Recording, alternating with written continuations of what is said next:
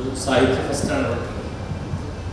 ഇത് മുസ്ലിം ലീഗിനെയും യൂത്ത് ലീഗിനെയും ഒക്കെ സംബന്ധിച്ച് ഇത്ര വിപുലമായ രീതിയിലുള്ള ഒരു സാഹിത്യോത്സവം എന്ന് പറയുന്നത് ഇതൊരു പരിശീലന പറക്കൽ കൂടിയാണ്.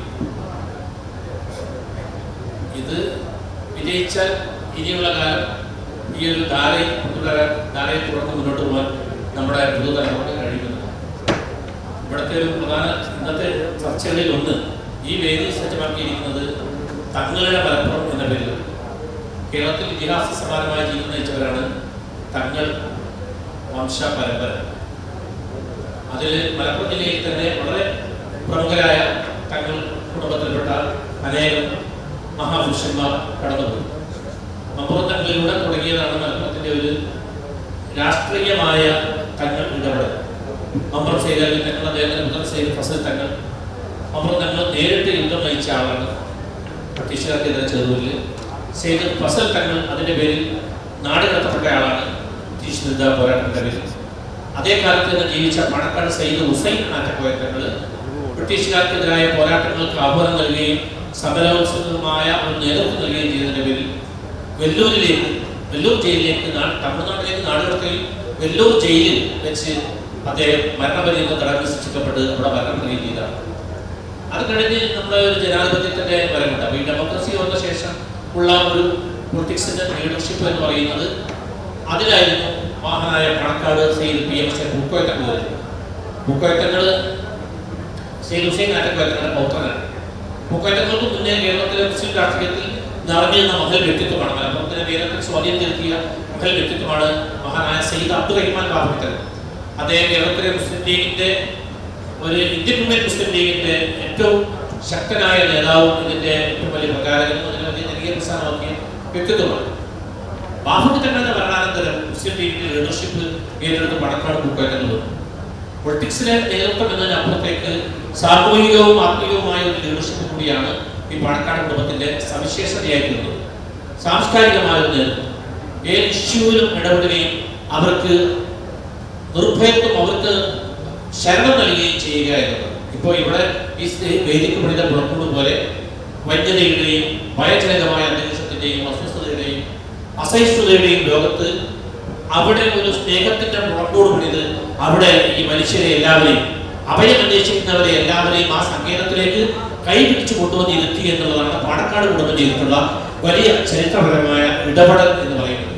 ആ പാണക്കാട് കുടുംബത്തിന്റെയും തങ്ങൾ കുടുംബത്തിന്റെയും തങ്ങൾ മഹിമ, മലപ്പുറത്തിന്റെ തങ്ങൾ മഹിമയുമാണ് നമ്മുടെ ഇവിടുത്തെ ചർച്ചയിൽ വരുന്നത്. ഏത് ഘട്ടത്തിൽ ഇവിടെ ചർച്ചയിൽ പങ്കെടുക്കുന്ന 3 വ്യക്തിത്വങ്ങളുണ്ട്. ഒന്ന് ഇവിടെ ശ്രീ കെ മുരളീധരൻ സംബന്ധിക്കുന്നുണ്ട്. കെ മുരളീധരൻ ശ്രീ കെ കരുണാകരൻ അവരുടെ പുത്രനാണ്.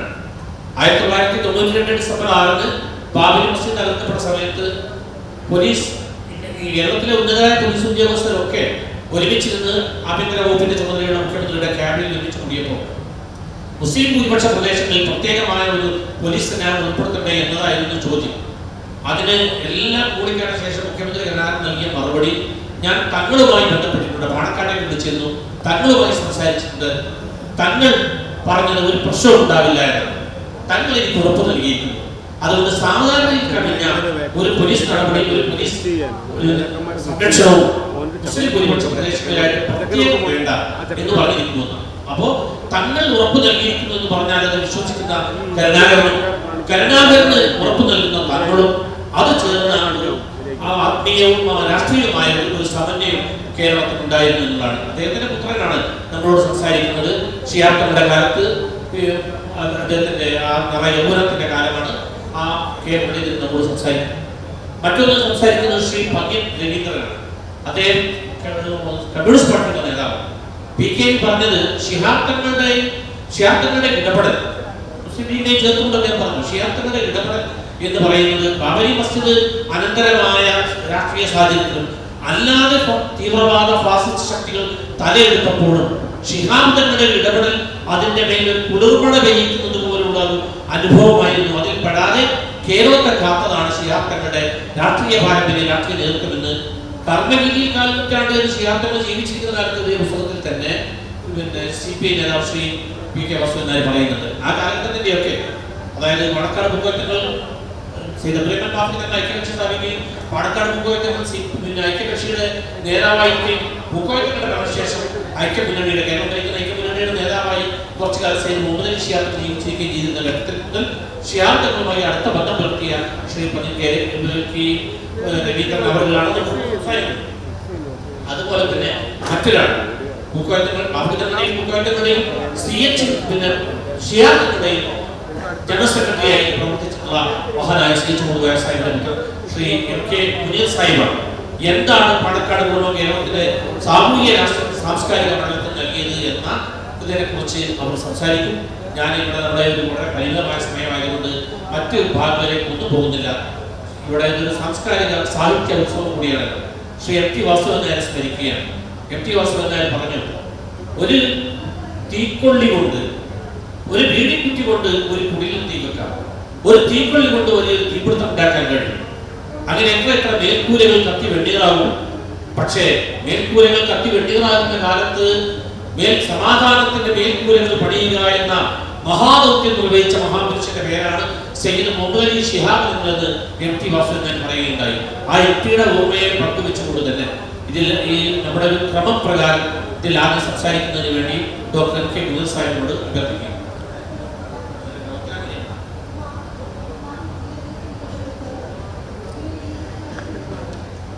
പ്രിയമുള്ളവരെ, വളരെ സമയബന്ധിതമായി ഈ സെഷൻ അവസാനിപ്പിക്കേണ്ടതുണ്ട് എന്നുള്ളതുകൊണ്ട് അതിഥികളായി വന്നിട്ടുള്ള ശ്രീ രവീന്ദ്രൻ അതുപോലെ തന്നെ വിനീത് രണ്ടുപേർക്കും സംസാരിക്കാനുള്ള അവസരം കൂടുതൽ കൊടുക്കുക എന്നുള്ളതാണ്. തങ്ങളോടൊപ്പം എന്ന് പറയുമ്പോൾ ഈ തങ്ങൾ പാരമ്പര്യം കേരളത്തിൻ്റെ പൊതുവായ നവോത്ഥാനത്തിന് ആക്കം കൂട്ടുന്നതിന് വേണ്ടി അവർ നൽകിയിട്ടുള്ള സംഭാവനകൾ എടുത്തു പറയേണ്ടതാണ്. അതുപോലെ തന്നെ സ്വാതന്ത്ര്യ കാലഘട്ടത്തിൽ ബ്രിട്ടീഷ് മേധാവികളുമായിട്ടുള്ള പോരാട്ടത്തിന് നേതൃത്വം കൊടുത്തിട്ടുള്ള ഒരു കുടുംബം കൂടിയാണ് പാണക്കാട് കുടുംബം എന്ന് പറഞ്ഞു. ഹുസൈൻ ആറ്റപ്പോയ തങ്ങൾ അദ്ദേഹം വളരെ സത്യസന്ധമായി ആ ഒരു കാലഘട്ടത്തിൽ ബ്രിട്ടീഷ് സാമ്രാജ്യത്തിനെതിരെയുള്ള പോരാട്ടത്തിൽ എടുത്ത നിലപാട് കൊളക്കാടൻ കുട്ടി ഹസൻ എന്ന് പറയുന്ന വ്യക്തി നടത്തിയിട്ടുള്ള ആക്രമണങ്ങൾ, അതുമായി ബന്ധപ്പെട്ടിട്ടാണ് സയ്യിദ് ഹുസൈൻ ആറ്റപ്പോയ തങ്ങളുടെ അരികിലേക്ക് പോലീസ് വരുന്നത്. നിങ്ങൾ അദ്ദേഹത്തെ അറിയില്ല, കൊളക്കാടൻ കുട്ടി ഹസനെ അറിയില്ല എന്ന് പറഞ്ഞു കഴിഞ്ഞാൽ ഈ കേസിൽ നിന്ന് രക്ഷപ്പെടാമെന്ന് പോലീസ് പറയുന്നുണ്ട്. എങ്ങനെയെങ്കിലും തങ്ങളെ രക്ഷപ്പെടുത്തണമെന്നുള്ളത്. അതിന് ഹുസൈൻ ആറ്റപ്പോയ തങ്ങൾ നൽകുന്ന മറുപടി, അവരെ എനിക്ക് അറിയും എന്ന് മാത്രമല്ല, ഈ പോരാട്ടത്തിന് വേണ്ടി ഞാൻ അവനെ ആശീർവദിക്കുകയും അവന് വേണ്ടി പ്രാർത്ഥിക്കുകയും ചെയ്തിട്ടുണ്ട്. ആ കാരണത്താലാണ് പിന്നീട് വെല്ലൂരിലേക്ക് കൊണ്ടുപോകുന്നതും ആ വെല്ലൂര് കൽത്തൊടുക്കിൽ വെച്ച് മരണപ്പെടുന്നു. അപ്പോൾ ഈ സ്വാതന്ത്ര്യ സമരം ഈ 1857 ഒന്നാം സ്വാതന്ത്ര്യ സമരത്തിന് മുമ്പ് തന്നെ ഈ മലബാർ മേഖലയിൽ അതിൻ്റെ തിരികൊളുത്തിയവരുടെ കൂട്ടത്തിൽ ശക്തമായിട്ടുള്ള ഇതിനുവേണ്ടി ഫത്വ വരെ ഇറക്കി. ഇത് രാജ്യസ്നേഹം എന്ന് പറയുന്നത് ഇമാന്റെ ഭാഗമാണ് എന്ന ഫത്വ വരെ ഇറക്കിക്കൊണ്ട് ആ സമരത്തിന് നേതൃത്വം കൊടുത്തിട്ടുള്ള കുടുംബമാണ്. ആ കുടുംബത്തിൻ്റെ കണ്ണികളിൽ വരുന്നതാണ് സയ്യിദ് VMS പൂക്കോയത്തങ്ങളെ എടുത്തു വളർത്തിയത്. വന്നി കോയത്തങ്ങൾ എന്ന് പറയുന്ന അദ്ദേഹത്തിൻ്റെ പിതാവിൻ്റെ മരണശേഷം എടുത്തു വളർത്തിയത് അദ്ദേഹത്തിൻ്റെ സഹോദരൻ അലി പൂക്കോയത്തങ്ങളാണ്. ആ അലി പൂക്കോയത്തങ്ങൾ താമസിച്ചതാണ് ശരിക്കും കൊടപ്പനക്കൽ. ആ കൊടപ്പനക്കലിന് മുന്നിലൂടെ അന്ന് ഈ പരപ്പനങ്ങാടി, മലപ്പുറത്ത് നിന്ന് പരപ്പനങ്ങാടി വഴി മദിരാശിയിലേക്ക് അന്നത്തെ കലാപകാരികളെ കൈക്കും കാലും ചുമലിട്ട് കൊണ്ടുപോകുന്നത് കാണാൻ പറ്റാതെ അദ്ദേഹം പ്രാർത്ഥിച്ചു എന്നാണ് ഐതിഹ്യം. അങ്ങനെയാണ് ആ കാലഘട്ടത്തിൽ പറഞ്ഞു കേൾക്കുന്നത്. എനിക്കിതൊന്നും കാണാനുള്ള ശക്തിയില്ല, ഇതൊന്നും എന്നെ കാണിക്കല്ലേ എന്ന് പറഞ്ഞതോടുകൂടി അദ്ദേഹത്തിൻ്റെ കാഴ്ചശക്തി നഷ്ടപ്പെട്ടു എന്നാണ്. അതിനുശേഷം അദ്ദേഹത്തെ കണ്ണില്ലാത്ത തങ്ങൾ പാപ്പ എന്ന പേരിലാണ് അദ്ദേഹം പിന്നീട് അറിയപ്പെട്ടത്. അപ്പം ഇവരൊക്കെ ഈ സ്വാതന്ത്ര്യവുമായി ബന്ധപ്പെട്ടിട്ടുള്ള സമരങ്ങളിലും അതുപോലെ തന്നെ ഇടപെടലുകൾ എത്രമാത്രം നടത്തിയതിൻ്റെയും നിദർശനമായി നമുക്കെതിരെയൊക്കെ കാണാൻ സാധിക്കും. PMS പൂക്കോയത്തങ്ങൾ ഹൈദരാബാദ് ആക്ടുമായി ബന്ധപ്പെട്ട് ഹൈദരാബാദി നിസാം അദ്ദേഹം സ്വാതന്ത്ര്യലബ്ധിക്ക് ശേഷവും താൻ സ്വതന്ത്രമായി നിൽക്കുമെന്ന് പറഞ്ഞതിൻ്റെ പേരിൽ അന്ന് ഗവൺമെൻറ് പോലീസ് അതിൽ ഇടപെടാൻ തീരുമാനിച്ച സന്ദർഭത്തിൽ ഈ കരുതൽ എന്നുള്ള രീതിയിൽ പലരെയും അറസ്റ്റ് ചെയ്യാൻ തീരുമാനിച്ചു. പക്ഷെ ഇവിടെ ശക്തമായി ഇന്ത്യയോടൊപ്പം നിന്നിട്ടുള്ളവരാണ് PMS പൂക്കോയത്തങ്ങളടക്കം. മാത്രമല്ല അന്നത്തെ ചന്ദ്രിക പത്രത്തിൽ മൊത്തമായി ബന്ധപ്പെട്ടുള്ള വാർത്തകളാണ്. എന്നിട്ടും അദ്ദേഹത്തെ അറസ്റ്റ് ചെയ്ത് ജയിലിലടക്കുകയാണ് ചെയ്തത്. വളരെ സംയമനത്തോടുകൂടി അദ്ദേഹം അത് സ്വീകരിക്കുകയും കൽത്തുറുകിൽ കടക്കുകയും ഷിഹാബ് തങ്ങൾ അദ്ദേഹത്തെ കാണാൻ പോയ രംഗമൊക്കെ വിശദീകരിക്കപ്പെട്ടിട്ടുണ്ട്.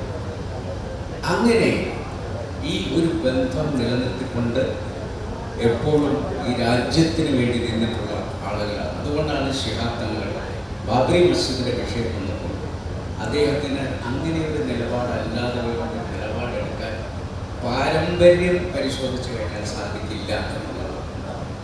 അവിടെ എവിടെയാണെങ്കിലും സൗഹൃദവും അതുപോലെ സമാധാന അന്തരീക്ഷമുണ്ടാക്കാനും വിട്ടുവീഴ്ചകളോടുകൂടി നിൽക്കുക എന്ന് പറയുന്ന ഒരു പാരമ്പര്യം ഉണ്ട് എന്നുള്ളതിൻ്റെ ഭാഗമായിട്ടാണ് ഷിഹാബ് തങ്ങൾ അങ്ങനെ ഒരു നിലപാടെടുത്തത്. നമ്മുടെ ഷിഹാബ് തങ്ങളുടെ മറ്റൊരു മുഖം ആണ് ഞാൻ ആമുഖമായി ഒരു 2 മിനിറ്റ് പറയാൻ ആഗ്രഹിക്കുന്നത്. അത് അദ്ദേഹത്തിൻ്റെ സാമൂഹ്യവും സാംസ്കാരികവുമായിട്ടുള്ള വളർച്ചയെ നമ്മൾ എത്രമാത്രം നോക്കിയിട്ടുണ്ട് എന്നതാണ്. അദ്ദേഹത്തിൻ്റെ അലാസറിലുള്ള പഠനം അദ്ദേഹം ഐച്ഛിക വിഷയമാക്കി എടുത്തിട്ടുള്ളത് സൂഫിസം. എന്തുകൊണ്ടാണ് സൂഫിസം എടുത്തത് എന്ന് ചോദിച്ചാൽ അത് പരമ്പരാഗതമായി തന്നെ ഇവിടേക്ക് വന്നിട്ടുള്ള ഹദർമൗത്തിൽ നിന്ന് വന്നിട്ടുള്ള ഷിഹാബുദ്ദീൻ അലി ഹദറമി തുടങ്ങി അവരുടെ പരമ്പരയിൽപ്പെടുന്ന എല്ലാ ആളുകളും ഖാദിരിയ തരീഖത്ത് എന്ന് പറയുന്ന അബ്ദുൽ ഖാദർ ജീലാനി എന്ന് പറയുന്ന പ്രശസ്തനായ സൂഫി വര്യൻ്റെ പാത പിൻപറ്റിക്കൊണ്ട് തരീഖത്തിൻ്റെ ഷെയ്ഖുമാരായി പ്രവർത്തിച്ചിട്ടുള്ള ആളുകളാണ്. അപ്പോൾ നമ്മൾ ചോദിക്കും അമീർ ഖുസ്രു എന്നൊക്കെ പറയുന്നത് ഈ ജീലാനിയുടെ ശിഷ്യഗണങ്ങളിൽപ്പെടുന്ന പിൻപറ്റിയ വ്യക്തിയിൽപ്പെടുന്ന ആളുകളാണ്. അപ്പോൾ ഇവരുടെ ഉള്ളിൽ ഒരു സംഗീതം എന്ന് പറയുന്ന ഒന്നുണ്ട്. അപ്പോൾ എന്താണ് ഈ തങ്ങൾ കുടുംബത്തിൽ ഇവരിങ്ങനെ സംഗീതവുമായി ബന്ധപ്പെട്ട് ഇങ്ങനെ നടക്കുന്നതെന്നുള്ള ചോദ്യത്തിന് ഒരു മറുപടിയുള്ളത് അത് പാരമ്പര്യമായി അവർക്ക് കിട്ടിയുള്ള സൂഫിസത്തിൻ്റെ ഭാഗമായി ഉള്ള സംഗീതമാണ്. അതിനാരും അതിൽ കയറി ഇടപെടേണ്ട ആവശ്യമില്ല എന്നുള്ളതാണ് എനിക്ക് ചോദിക്കുന്നത്. കാരണം തങ്ങൾ തന്നെ അദ്ദേഹത്തിൻ്റെ 2 മക്കൾക്ക് പേര് ഫൈറൂസ എന്നും സമീറ എന്നും, അത് രണ്ടും ഈജിപ്തിലുള്ള ഏറ്റവും നല്ല ഗായികമാരുടെ പേരാണ്. അദ്ദേഹം ഈജിപ്തിൽ നിന്ന് വരുമ്പോൾ അവരെ പാട്ടുകളുമായിട്ടാണ് അദ്ദേഹം വന്നിട്ടുള്ളത്. അദ്ദേഹം അതുപോലെ തന്നെ world academy of arts and culture എന്ന് പറഞ്ഞ ഈജിപ്തിൽ 1966 നടന്ന കവി സമ്മേളനത്തിൽ അവിടെ പ്രബന്ധം അവതരിപ്പിക്കാൻ വേണ്ടി അവരെ ക്ഷണിച്ചത് പ്രിയപ്പെട്ട സെയ്ദ് മുഹമ്മദ് അലി ശിഹാബ് തങ്ങളെയായിരുന്നു എന്നുള്ളത് നിങ്ങൾ ഓർക്കുക. അപ്പോൾ അദ്ദേഹത്തിൻ്റെ കാവ്യ അനുഭൂതി അതുപോലെ തന്നെ സംഗീതം എന്നൊക്കെ പറയുന്നത് പരമ്പരാഗതമായി ഈ പറയുന്ന തലമുറകളിലൂടെ പകർന്നു കിട്ടിയിട്ടുള്ള ഒരു ആശയമാണ്. അത് സത്യത്തിൽ ഇസ്ലാമികമായിട്ടുള്ള ചട്ടക്കൂടിനകത്ത് നിന്നുകൊണ്ടല്ലാതെ അദ്ദേഹം ഇതിനെ ഒന്നും ആസ്വദിച്ചിട്ടില്ല എന്നുള്ളതാണ് മറ്റൊരു സത്യം. അദ്ദേഹം ഖലീൽ ജിബ്രാന്റെ ശ്മശാനഭൂമി എന്ന് പറയുന്ന ഒരു കഥ അദ്ദേഹം തർജ്ജമ ചെയ്ത അന്നത്തെ ചന്ദ്രിക പത്രത്തിൽ പ്രസിദ്ധീകരിച്ചു.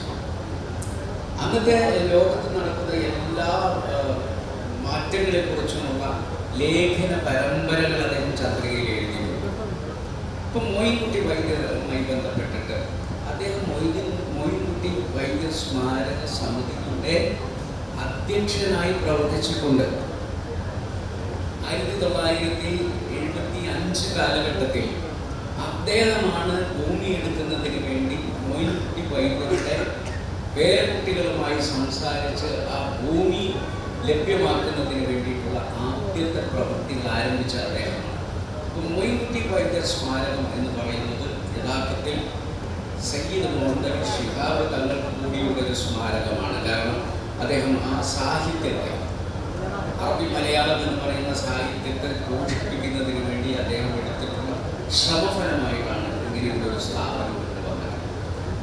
ഇങ്ങനെ സാഹിത്യവുമായി ബന്ധപ്പെട്ടും അതുപോലെ തന്നെ സംസ്കാരവുമായി ബന്ധപ്പെട്ടും കലയുമായി ബന്ധപ്പെട്ടും അദ്ദേഹത്തിനുള്ള ബന്ധമാണ് ആർദ്രമായിട്ടുള്ളൊരു മനസ്സ് അദ്ദേഹത്തിന് ഉണ്ടാകാനും തീവ്രവാദ പ്രവണതകൾ, സത്യത്തിൽ അന്ന് തീവ്രവാദ പ്രസ്ഥാനങ്ങൾ വന്നപ്പോൾ ഞാൻ യൂത്ത് ലീഗിൻ്റെ നേതാവ് കൂടിയാണ്.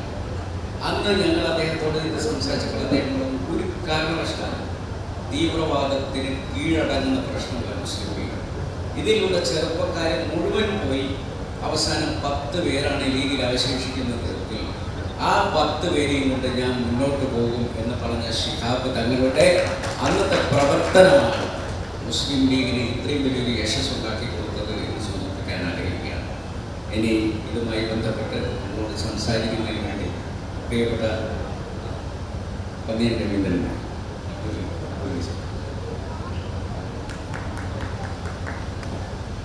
ഇത്രയും പ്രിയപ്പെട്ട ഈ ചടങ്ങിൽ സംബന്ധിക്കുന്ന വിശിഷ്ട വ്യക്തിയുടെ സഹോദരി സഹോദരന്മാരെ, മാധ്യമ സുഹൃത്തുക്കൾ, ആദ്യമായി തന്നെ യൂത്ത് ലീഗിനെ നിലവിളിക്കാൻ ഞാൻ അഭിനന്ദിക്കുന്നത് മലബാറിൻ്റെ ഒരു ചരിത്രം പുതിയ തലമുറയ്ക്ക് കൈമാറാനുള്ള ഒരു സന്ദേശം കൂടിയായിട്ടാണ് ഞാൻ ഈ ഫെസ്റ്റിനെ കാണുന്നത്. അത് വളരെ അർത്ഥവത്താണ് എന്ന് ആമുഖമായിട്ട് പറയാം. കാരണം മലബാറിൻ്റെ ചരിത്രം, സ്വാതന്ത്ര്യ സമരം, ഇതൊക്കെ പല ഘട്ടങ്ങളിലായിട്ട് ഈ വേദിയിൽ ചർച്ച ചെയ്യപ്പെടുക. ആമുഖമായി പറയുമ്പോൾ ഒരു കാര്യം വ്യക്തമാണ്. മലബാറിലെ മുസ്ലിം ജനവിഭാഗം ഇന്ത്യൻ സ്വാതന്ത്ര്യ സമരത്തിൽ ശക്തമായി പങ്കെടുക്കുകയും ഒരുപാട് പീഡനങ്ങൾ അനുഭവിക്കുകയും ചെയ്ത വിഭാഗം തന്നെ. തങ്ങളുടെ കുടുംബം, മുഹമ്മദ് അബ്ദുറഹ്മാൻ സാഹിബിനെ പോലുള്ള ദേശീയ നേതാക്കന്മാർ, ഇവരുടെ എല്ലാം പ്രവർത്തനം അത് ഈ രാജ്യത്തിൻ്റെ സ്വാതന്ത്ര്യത്തിന് വേണ്ടിയാണ്. ഇന്നിപ്പോൾ ഇന്ത്യയിൽ ഭരിക്കുന്ന ചിലരൊക്കെ അന്ന് ബ്രിട്ടീഷുകാരുടെ പാദസേവ നടത്തിയ കാലത്തും മലബാറിലെ മുസ്ലിങ്ങൾ ഈ രാജ്യത്തിൻ്റെ സ്വാതന്ത്ര്യത്തിന് വേണ്ടി പടപൊരുതിയവരാണ് എന്നുള്ള ഒരു യാഥാർത്ഥ്യം. അത് അനക്കത്തുറപ്പിക്കേണ്ട ഒരു ഘട്ടം കൂടിയാണ്. തങ്ങൾ കുടുംബം പിന്നീട് സ്വാതന്ത്ര്യത്തിന് ശേഷമുള്ള ആ കുടുംബത്തിൻ്റെ നിലപാടുകൾ എല്ലാ കാലത്തും മതേതരത്വത്തിൽ ഊന്നി നിന്നുകൊണ്ട് തന്നെയാണ് പ്രവർത്തിച്ചത്. ഇവിടെ ശ്രീ ശിഹാബ് തങ്ങളെക്കുറിച്ച്, മുഹമ്മദ് അലി ശിഹാബ് തങ്ങളെക്കുറിച്ച് പറയുമ്പോൾ ഞാൻ അദ്ദേഹത്തിനെ ആദ്യമായി കാണുന്നത് 1977 മൻമോഹൻ ബംഗ്ലാവിൽ അന്നത്തെ ഐക്യകക്ഷിയുടെ സീറ്റ് ചർച്ചയിൽ അദ്ദേഹം ആദ്യമായിട്ട് പങ്കെടുക്കുമ്പോഴാണ് ഞാൻ അദ്ദേഹത്തിന് ആദ്യമായിട്ട് കാണുന്നത്. പന്തിയൻ്റെ നേതാവ് ശ്രീ അച്യുതമേനോനായിരുന്നു മുഖ്യമന്ത്രി.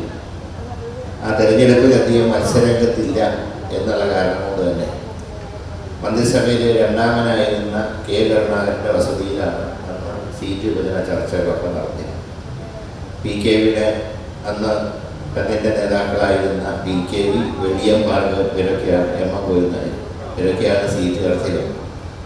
അപ്പോൾ ഞാൻ ഷിഹാബ് തങ്ങൾ ആദ്യം കാണുമ്പോൾ അദ്ദേഹം സെറ്റിയിലിരുന്ന് യോഗം തുടങ്ങാനായിട്ടില്ല, സെറ്റിയിലിരുന്ന് പത്രം വായിക്കുക.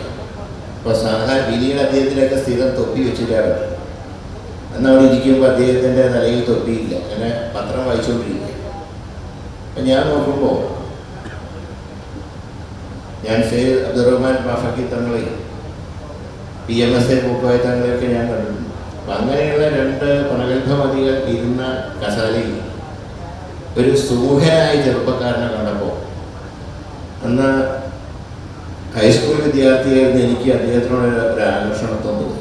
കാരണം അതുവരെയുള്ള യുവല്ല, ഇന്ന് വളരെ ചെറുപ്പമാണ്. ഇപ്പോഴത്തെ മുനാവലി തങ്ങളെക്കാൾ ചെറുപ്പമായി എന്ന് ഞാൻ കാണുന്നു.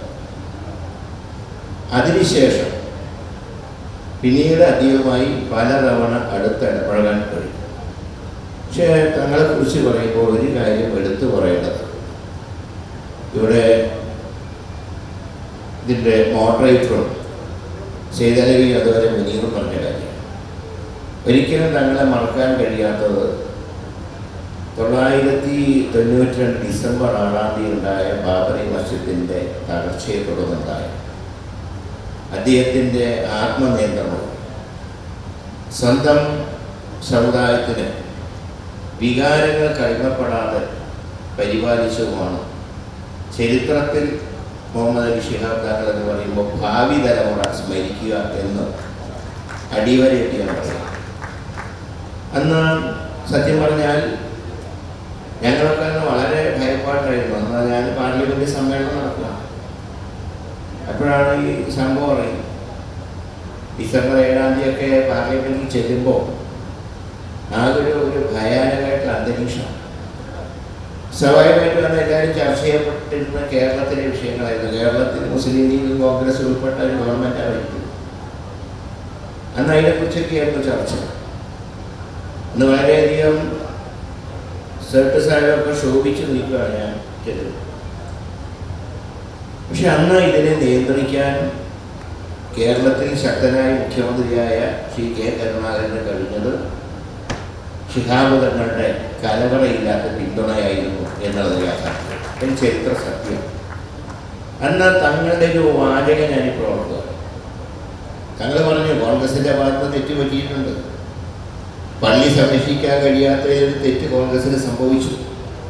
പക്ഷേ ആ തെറ്റിൻ്റെ പേരിൽ കോൺഗ്രസിനെ ശിക്ഷിച്ചാൽ ഭാവിയിൽ പള്ളി പൊളിച്ചവർ ഈ രാജ്യത്ത് അധികാരത്തിൽ വരുമെന്ന് ഇത്രയും ദീർഘദൃഷ്ടിയോടെ പറഞ്ഞ മറ്റൊരു നേതാവ് ഇന്ത്യൻ രാഷ്ട്രീയത്തിൽ ഇല്ല എന്നുള്ള ഒരു സത്യം. അദ്ദേഹം വളരെ കർശനമായിട്ട് അദ്ദേഹം പറഞ്ഞു. പക്ഷെ അതിൽ ഒരുപാട് അദ്ദേഹത്തിന് വിമർശനങ്ങൾ നേരിടേണ്ടി വന്നു. എനിക്കാണെങ്കിൽ തുടർന്ന് നടന്ന ഉപതെരഞ്ഞെടുപ്പുകളിൽ അന്ന് UDF പരാജയപ്പെട്ടു, പ്രത്യേകിച്ച് ഗുരുവായൂർ പരാജയം. ഗുരുവായൂർ ഞങ്ങളൊക്കെ പ്രവർത്തനത്തിലുണ്ടായി. ആ തെരഞ്ഞെടുപ്പിലൊക്കെ അന്ന് ചില തീവ്രവാദ പ്രസംഗം നടത്തിയവർക്ക് എന്തൊരു ഡിമാൻഡായിരുന്നു. അന്ന് പള്ളി തകർത്തതിനെ RSSനെ വിമർശിക്കുന്നതിനേക്കാൾ കൂടുതലായി കോൺഗ്രസ് ബന്ധം ഉപേക്ഷിക്കാത്തതിൻ്റെ പേരിൽ തങ്ങളെ വിമർശിക്കുന്ന പ്രസംഗങ്ങൾ ഘോരഘോരം നടത്തിയവരൊക്കെ ഇതെവിടെ പോയി. അന്ന് എന്തായിരുന്നു അതിൻ്റെ തീവ്രവാദം ഒരു കൈയടിക്കാൻ ധാരാളം ആളുകളുണ്ടായി. അങ്ങനെയുള്ളതൊക്കെ പിന്നെ എന്ത് സംഭവിച്ചു എന്നുള്ളതിനെക്കുറിച്ച് എനിക്കിപ്പോൾ പ്രതിപാദിക്കുന്നില്ല. പക്ഷെ അതിനെയെല്ലാം തങ്ങൾ വളരെ ആത്മസംയമനത്തോടുകൂടെ തന്നെ ചെയ്യുന്നു. അതുപോലെ തന്നെ വർഗീയ കലാപങ്ങൾ കേരളത്തിൽ ഉണ്ടാക്കാൻ ആര് ശ്രമിച്ചാലും അതിനെ മുളയിലെ നുള്ളിക്കളയാൻ അദ്ദേഹത്തിൻ്റെ സാന്നിധ്യം സഹായിച്ചു. ഒരു ഉദാഹരണം പറഞ്ഞാൽ, അവിടെ പെരിന്തൽമണ്ണയിലെ ശിവക്ഷേത്രം, അതിൻ്റെ ഗോപുരം, അത് തളിയിലെ ശിവക്ഷേത്രം, അതിൻ്റെ ഗോപുരത്തിൽ ആരോ ഒന്ന് ആക്രമിച്ച് അവിടെയൊക്കെ തകരാറുണ്ടാക്കിയപ്പോൾ അവിടെ ആദ്യം ഓടിയെത്തിയത് ശിഹാബ് തങ്ങളായിരുന്നു. ആ ഒറ്റ സന്ദർശനം കൊണ്ട് തന്നെ അതിനെ ഒരു വർഗീയ കലാപമാക്കാനുള്ള ചിലരുടെ ഗൂഢശ്രമങ്ങളെ അന്ന് മുളയിലേ നുള്ളിക്കളയാൻ തങ്ങൾക്ക് കഴിഞ്ഞു എന്നുള്ള യാഥാർത്ഥ്യം. ഏതായാലും ആ തലമുറ ഇന്നും അതേ രീതിയിൽ പ്രവർത്തിക്കുന്നു എന്നുള്ളതാണ് ഏറ്റവും ആശ്വാസപ്രദമായിട്ടുള്ള കാര്യം. കാരണം അടുത്ത കാലത്തൊക്കെ ചില കേന്ദ്രങ്ങളിൽ നിന്ന് ലവ് ജിഹാദിനെ കുറിച്ചൊക്കെ ഒരുപാട് കഥകൾ ഉണ്ടാക്കിയപ്പോൾ ചിലയിടങ്ങളിലൊക്കെ ചില മതമേലധ്യക്ഷന്മാർക്ക് ചില സംശയങ്ങൾ പ്രകടിപ്പിച്ചപ്പോൾ ശ്രീ സാദിഖ് അലി ശിഹാബ് തങ്ങളുടെ നേതൃത്വത്തിൽ അരമനകൾ സന്ദർശിച്ച് അവരുമായിട്ടുള്ള സൗഹൃദം ഊട്ടിയുറപ്പിക്കാൻ നടത്തുന്ന ശ്രമമാണ്. അത് ഇന്നത്തെ കാലഘട്ടത്തിൽ വളരെ പ്രധാനപ്പെട്ടതാണ്. കാരണം ഈ രാജ്യം ഭരിക്കുന്ന ചിത്രശക്തികൾ ഇവിടെയും അതിൻ്റെ വിഷവിത്ത് പാകുന്നു. അതിലേക്ക് മറ്റുള്ളവർ വീഴാതിരിക്കാൻ, അവിടെ സംശയങ്ങൾ ദൂരീകരിക്കാൻ ഈ സന്ദർശനങ്ങൾ സഹായിക്കുന്നുണ്ട്. ഇപ്പം കഴിഞ്ഞ ദിവസം തിരുവനന്തപുരത്തെ ആർച്ച് ബിഷപ്പ് ക്ലീമീസ് തിരുമേനി അദ്ദേഹം പാണക്കാട് വന്ന് തങ്ങളെ സന്ദർശിക്കുകയും ഒരുമിച്ച് ഭക്ഷണം കഴിക്കുകയും ചെയ്ത ആ പ്രവൃത്തി വളരെയധികം ആശ്വാസപ്രദമാണ്. അതായത് കേരളത്തിൽ ഒരു കാരണവശാലും നമ്മുടെ ഇടയിൽ വർഗീയതയുടെ പേരിൽ, ജാതിയുടെ പേരിൽ, മതത്തിൻ്റെ പേരിൽ ഒരു വിധ്വംസക പ്രവർത്തനം നടത്താനും ഞങ്ങൾ സമ്മതിക്കില്ല എന്ന ശക്തമായ നിലപാടാണ് ഇന്ന് പാണക്കാട് കുടുംബം കൈക്കൊണ്ടിട്ടുള്ളത്. അത് കേരളത്തിനെ സംബന്ധിച്ച് വളരെ ആശ്വാസപ്രദവും വളരെ സ്വാഗതാർഹവുമാണ് എന്ന് പറയാതിരിക്കാൻ തോന്നുന്നു. അതുകൊണ്ട് തീർച്ചയായിട്ടും മലബാറിൻ്റെ ചരിത്രവും മലപ്പുറത്തിൻ്റെ ചരിത്രവും മലപ്പുറം ജില്ലയുടെ രൂപീകരണ കാലത്തുണ്ടായിരുന്ന അന്നുകളത്തെ ഒരു അവസ്ഥ ഞാൻ എപ്പോഴും പറയാറുണ്ട്. മലപ്പുറം ജില്ല രൂപീകരിക്കുമ്പോൾ അന്ന് തൃശ്ശൂരിൽ നിന്നൊക്കെ കാർമാർഗം വരുമ്പോൾ മലപ്പുറം ജില്ലയിലേക്ക് സ്വാഗതം എന്ന ബോർഡ് കഴിഞ്ഞാൽ ഒരാളടക്കം കാണണമെങ്കിൽ കോട്ടയ്ക്കൽ എത്തണം. മാര്യേദിശാലയിലേക്ക് ആളുകളുടെ ഒരു ചെറിയ ആൾക്കൂട്ടല്ലാതെ ഒരു ചായക്കട പോലും ഒന്നും ഉണ്ടായിരുന്നില്ല. ആ മലപ്പുറം ജില്ലയിൽ ഇന്ന് വിമാനത്താവളവും അതുപോലെ തന്നെ യൂണിവേഴ്സിറ്റികളൊക്കെ വന്നതിൽ ഏറ്റവും പ്രമുഖ സ്ഥാനം വഹിച്ച കാലിക്കറ്റ് യൂണിവേഴ്സിറ്റി സ്ഥാപിക്കുകയും അത് മലപ്പുറം ജില്ലയിൽ തന്നെ എൻ്റെ ആസ്ഥാനം കണ്ടെത്തുകയും ചെയ്ത CH മുഹമ്മദ് സാഹിബിൻ്റെ മകനും ഇന്ന് ഈ ചർച്ചയിൽ പങ്കെടുക്കുന്നു എന്നുള്ളത് ഈ ചർച്ചയ്ക്ക് ഒരു പ്രത്യേകത വർദ്ധിപ്പിക്കുന്നു എന്നുകൂടെ പറഞ്ഞുകൊണ്ട് മറ്റു കാര്യങ്ങളെക്കുറിച്ച് ഇപ്പോൾ ഇവിടെ ഇരിക്കുന്ന നമ്മളൊക്കെ ഒരേ ആശയക്കാരാണെങ്കിലും വ്യത്യസ്ത ആശയങ്ങളുള്ള ശ്രീ പന്ന്യൻ രവീന്ദ്രൻ്റെ കൂടെ ഇതിൽ പങ്കെടുക്കാനുള്ള അവസരത്തിന് വേണ്ടി തൽക്കാലം ഞാൻ അദ്ദേഹത്തിന് ഈ മൈക്ക് കൈമാറുക. നമ്മുടെ സംസാരിക്കുന്നത് ശ്രീ പന്ന്യൻ രവീന്ദ്രൻ അവരാണ്. അദ്ദേഹം ഇന്നലെ തന്നെ ഇവിടെ ഈ പരിപാടിക്കായിട്ട് എത്തിച്ചേർന്നത്. നമ്മുടെ എല്ലാ പരിപാടികളിലും വളരെ താല്പര്യപൂർവ്വം പങ്കെടുക്കുന്ന ആളുമാണ്. ഇവിടെ നമ്മുടെ ഈ ചർച്ച എന്ന് പറയുന്നത് തങ്ങളുടെ മലപ്പുറത്തിൽ പാണക്കാട് നേരത്തെ പറഞ്ഞ പോലെ ഡെമോക്രസിയുടെ ഒരു ഘട്ടം വന്നപ്പോൾ ഉള്ള ലീഡർഷിപ്പ് എന്ന് പറയുന്നത് പാണക്കാട് പൊക്കോറ്റങ്ങൾ മുതൽ സയ്യിദ് സാദിഖ് അലി ശിഹാബ് തങ്ങൾ വരെയുള്ളവരുടെ രാഷ്ട്രീയ, സാമൂഹിക, സാമുദായിക നിലപാടുകൾ കൂടിയാണ് നമ്മുടെ ഈ ചർച്ചയിലേക്ക് വരുന്നത്. അത് അദ്ദേഹത്തോട് പ്രത്യേകമായിട്ട് ഞാൻ പറയുന്നത്, ഇതിൽ തങ്ങൾ ഇവിടെ ബാബരി മസ്ജിദ് തുടർന്ന സംഭവങ്ങളും തങ്ങളെടുത്ത തീരുമാനം പോലെ ക്രിസ്ത്യൻ ചർച്ചിൻ്റെ നിർമ്മാണവുമായി ബന്ധപ്പെട്ട വിവാദങ്ങളിൽ പൂക്കോറ്റങ്ങളെടുത്ത തീരുമാനം പോലെ ബാബ മെത്രാൻ തർക്കത്തിൽ സയ്യിദ് ഹൈദർ അലി ശിഹാബ് തങ്ങളെടുത്ത നിലപാടുകൾ പോലെ ഇപ്പോൾ ഇവിടെ പറഞ്ഞതുപോലെ തന്നെ വത്തിക്കാൻ വരെ ചെന്നും മതമൈത്രിയുടെ പതാക വർത്തിയ സയ്യിദ് സാദിഖ് അലി ശിഹാബ് തങ്ങളുടെ നിലപാട് പോലെ പാണക്കാട് തങ്ങളുടെ മലപ്പുറം എന്ന ഒരു കൊടി പറക്കുകയാണ്. അത് കേവല രാഷ്ട്രീയത്തിൻ്റെയോ കേവല മതത്തിൻ്റെയോ കൊടി മാത്രമല്ല, അത് വലിയ സാമുദായിക സൗഹാർദ്ദത്തിൻ്റെയും സ്നേഹത്തിൻ്റെയും കക്ഷിഭേദമന്യേയുള്ള കൈകോർക്കലിൻ്റെയും പതാകയാണ്. അപ്പോൾ ആ വിഷയത്തിൽ നമ്മുടെ ബഹുമാനപ്പെട്ട അതിഥി, ഇതിലെ വളരെ പ്രധാനപ്പെട്ട അതിഥികളിൽ ഒരാളായിട്ടുള്ള ശ്രീ പന്ന്യൻ രവീന്ദ്രൻ സാറ് സംസാരിക്കുന്നതിന് വേണ്ടി അദ്ദേഹത്തെ വഹിക്കുന്നത്.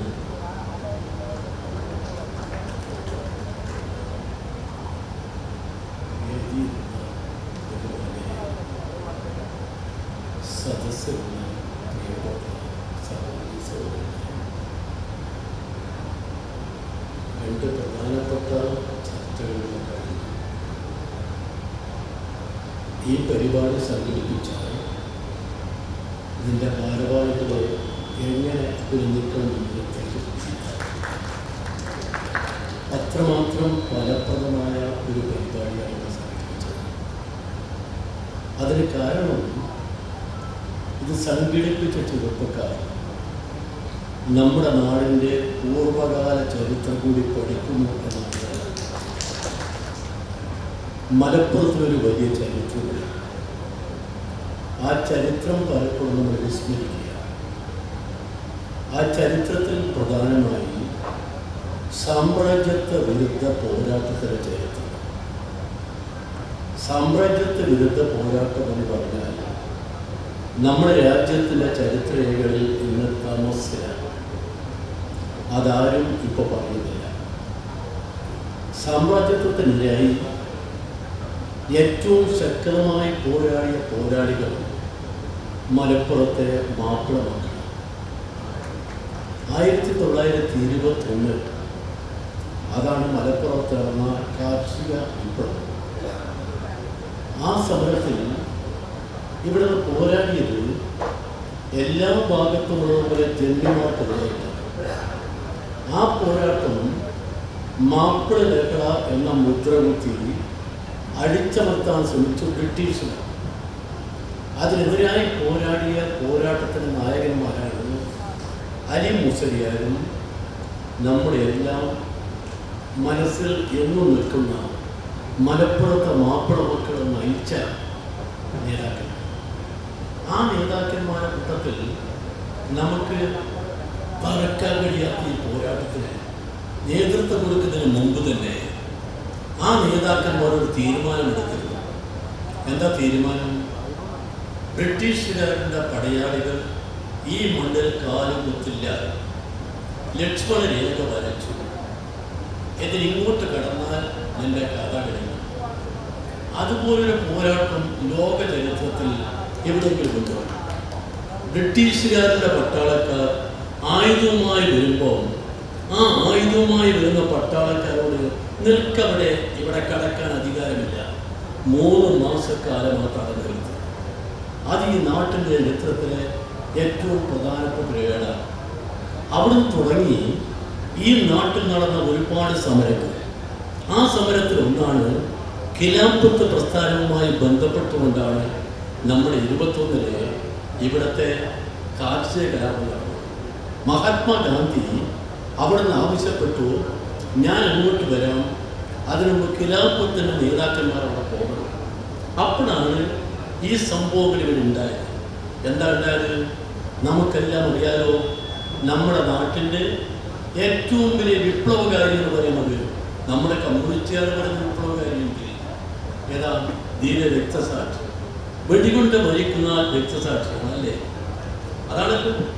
എന്നാൽ എൻ്റെ വിരിമാറിനെ നോക്കി തോക്ക് നീട്ടി വെടിവെക്കുമ്പോൾ അവൻ്റെ കൈകൾ കിടകിട വിരക്കുന്നത് കണ്ട് പൊട്ടിച്ചിരിച്ച് മരിക്കണമെന്ന് പറഞ്ഞ വിപ്ലവകാരി മലപ്പുറത്തെ സ്വന്തം മക്കളാണ്. അതാണ് മലപ്പുറം. അതിൻ്റെ തുടർച്ചയാണ് ഈ പറഞ്ഞല്ല. പാണക്കാട്ട് ശിഹാബ് തങ്ങൾ എനിക്ക് നേരിട്ട് പരിചയമുണ്ട്. അദ്ദേഹത്തെ പോലൊരു പണ്ഡിതൻ, അഗാധമായ ജ്ഞാനമുള്ളൊരു പണ്ഡിതൻ, എല്ലാത്തിനെ കുറിച്ച് ഞാൻ അടുത്തായി എൻ്റെ പുതിയ മലയാള പരിഭാഷ വായിച്ചപ്പോൾ അപ്പോഴാണ് അദ്ദേഹത്തിനുള്ള അഗാധമായ പാണ്ഡിത്യത്തിൻ്റെ ഒരുപാട് കാര്യങ്ങൾ നേരിട്ട് ബോധ്യമാണ്. ഖുർആൻ എന്ന് പറയുന്ന ആ മഹത്തായ ഗ്രന്ഥം ലോകത്തോട് വിളിച്ചു പറയുന്നത് എന്താണ്? നിങ്ങൾ മനുഷ്യരോട് മനുഷ്യനായി പെരുമാറണം. യുദ്ധത്തിൽ സ്വന്തം സൈന്യം ജയിച്ചു. 313 പേരിൽ ഉണ്ടായിരുന്നത്. അപ്പുറത്ത് ആളും അർത്ഥവുമെല്ലാം അപ്പുറത്ത് യുദ്ധത്തിൽ ജയിച്ചു. നബി തിരുമേനി യുദ്ധത്തിൽ ജയിച്ചു നിൽക്കുമ്പോൾ പട്ടാളക്കാർ ആഹ്ലാദ പ്രകടനം നടത്തി. നബി തിരുമേനി പറഞ്ഞു, ആരും ആഹ്ലാദിക്കരുത്, മരിച്ചവന്റെ ആത്മശാന്തി നിത്യശാന്തി, ആത്മാവിന് നിത്യശാന്തി തരുന്നു എന്ന് പറഞ്ഞ ലോകത്തിൽ ഏതെങ്കിലും ഒരു മഹാനുണ്ടോ? അതാണ് തിരുമേനി, നബി തിരുമേനി. നമുക്ക് ചരിത്രത്തിന് ഏടുകളില്ലേ? അതിൻ്റെ പൂർവികന്മാരാണ് നിങ്ങൾ. ആ പൂർവികന്മാരുടെ പിന്നാലെ വന്നവരാണ് നിങ്ങൾ എല്ലാവരും. മലപ്പുറത്തെ മക്കൾ എന്ന് പറയുന്നത് ഈ നാട്ടിൽ മനുഷ്യ സ്നേഹത്തിന്റെ മന്ത്രം ചൊല്ലുന്ന ആളുകളാണ്. എല്ലാ മതസ്ഥരെയും ഒരുപോലെ യോജിപ്പിക്കുന്നവർ. അതുകൊണ്ടാണ് ബ്രിട്ടീഷുകാരൻ ഇന്ത്യയെ ഭിന്നിപ്പിക്കാൻ ഹിന്ദുവും മുസൽമാനും തമ്മിൽ നേരിട്ട് ഏറ്റുമുട്ടാൻ വഴിയുണ്ടാക്കി ഇവിടെ മാപ്പിളകൾ നടന്നുവെന്ന് രാജ്യത്താകെ പ്രചരിപ്പിച്ചു. അങ്ങനെ പ്രചരിപ്പിച്ച ബ്രിട്ടീഷുകാരൻ ബോധപൂർവം ആ ബ്രിട്ടീഷ് പട്ടാളത്തോടും ബ്രിട്ടീഷ് ഭരണാധികാരികളോടും ഇഞ്ചോടിഞ്ച് പോരാടിയ പോരാട്ടത്തിന്റെ പിൻതലമുറയാണ് നിങ്ങളെന്ന് അഭിമാനത്തോടെ പറയാൻ ഞാൻ ആഗ്രഹിക്കുന്നു. നിങ്ങൾക്കെല്ലാം അഭിവാദ്യങ്ങൾ. നമ്മുടെ നാട് ഇനി ഇങ്ങനെ പോയിക്കൂടല്ലോ. നമ്മുടെ ചരിത്രം മാറ്റിയിടുന്നത്, നമ്മുടെ ചരിത്രമാണ് മാറ്റിയിടുന്നത്. ഇപ്പൊ നിങ്ങൾ കണ്ടില്ലേ, നമ്മുടെ രാജ്യത്തെ പ്രചരിപ്പിക്കുന്നുണ്ട് വീര സവർക്കർ. അദ്ദേഹം നമ്മുടെ ചരിത്രത്തിന്റെ ഭാഗമായിരുന്നു. ചരിത്രത്തിൽ അദ്ദേഹത്തെ തമസ്കരിക്കപ്പെട്ടിരിക്കുന്നത് ഇപ്പൊ വിളിച്ചുകൂടി നടന്നു RSSകാർ. വീര സവർക്കർ. ആരാ സവർക്കർ?